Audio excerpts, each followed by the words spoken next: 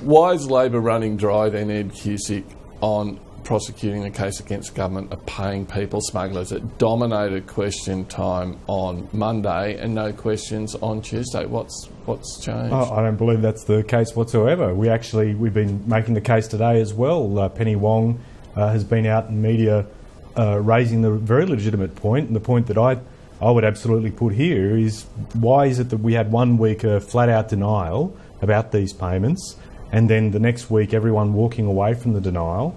Certainly a lot of people would want to know what the situation is. It's now become an issue that is impacting on the relationship with Indonesia. The Indonesians are very upset about this as well. So I think there are answers that are required for some pretty important questions. Well, how can Labor attack the government about giving money to people smugglers while it's not prepared to deny that the same thing happened? No, we've made that denial. Labor has denied making those payments to people smugglers to do what we believe have. Payments in Indonesia. We have made the denial that we did not make these payments. We come back to the point that the government does need to explain what is going on, because it's very clear, there is no surety if from 1 week to the next we have claims that are then backed away from by this government. We have a cabinet that is obviously, judging by recent reports, divided on national security measures. And so we need to understand what exactly is happening behind the scenes with this government, a government that is absolutely addicted to secrecy. Angus Taylor, is it time to cut through and accept and concede that these payments were made? Well, I don't know. I mean, these are operational matters, and we actually, we don't talk about. In fact, it's very interesting. Labor's not talking about whether they're making any payments or were making any payments in Indonesia for the purposes of solving this problem. So they're in government, and they have not denied that allegation. So you support that? I'm just saying the point here is that we don't talk about these operational matters. But let me finish though, Chris. Yeah. A lot of this stuff is inside the Beltway. What Australians want to know, and in my electorate I hear this all the time, is that we've stopped the boats and we've got a fair system for deciding who comes into this country. And that is the overriding objective here. It is the thing we have been singularly focused on, and it's the thing that Australians want us to be singularly focused on. Okay, now you say you don't comment on operational matters, yet in January last year when the ABC aired allegations that naval personnel had deliberately burnt the hands of asylum seekers, the Prime Minister denied it, the Deputy Prime Minister, the then Defence Minister David Johnson, the then Immigration Minister Scott Morrison, they were quite happy to talk about an operational matter. What's the difference? Well, I think we want to be absolutely focused on the outcomes. The thing about government is we get terribly caught up with all the inputs and processes, and actually most Australians don't want to know about that. They just want to know about the outcomes. So we are sharply focused on that, Chris.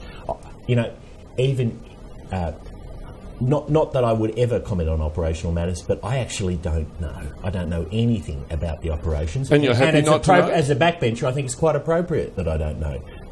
That's for the Minister to deal with in these security issues. It is incredibly important that the Minister be able to deal with those things in a confidential way when we're dealing with security issues.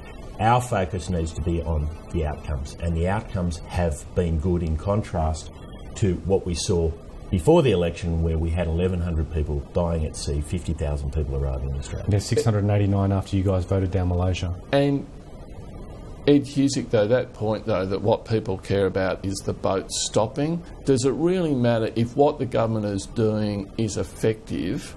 Do we really need to know all the ins and outs of how they're achieving that? I think any suggestion that this is, quote, a Beltway matter and that people aren't interested in this would defy logic. I think people would want to know if the outcome is as a result of a bribe being made and taxpayers' funds being used in this way. People would want to know that.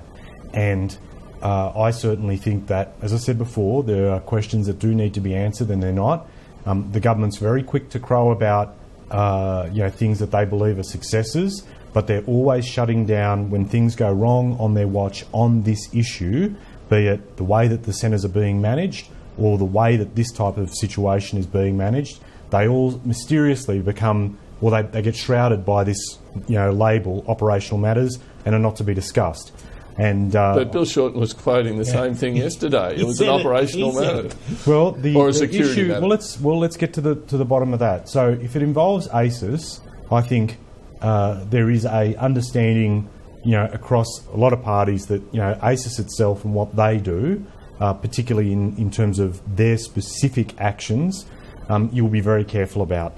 But the overarching issue of whether or not payments have been facilitated, I think is something that should be legitimately pursued.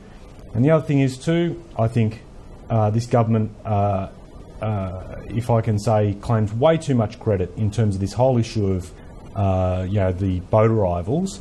The biggest factor in this has been the agreement that was reached with Papua New Guinea, that was reached by Kevin Rudd in July of 2013. That has been the biggest clampdown on numbers, and this was a deal that was criticised by the coalition when in opposition, and we had all sorts of suggestions being made by Scott Morrison and Julie Bishop then.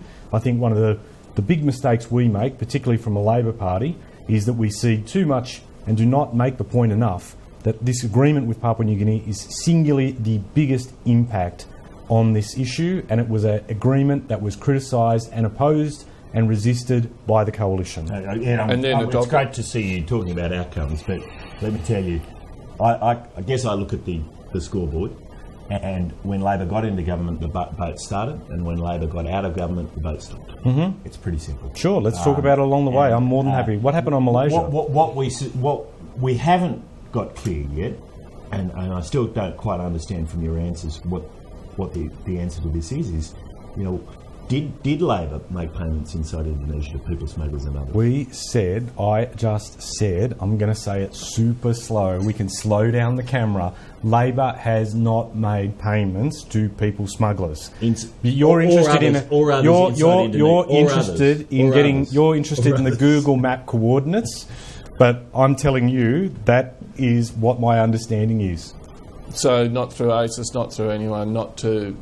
As I said before about ASIS, that is a separate matter altogether, and you need to... And I think there is an understanding we don't talk about those matters, but there is a broader overarching issue which I think needs to be discussed. I think I've been pretty clear. How come these guys won't be?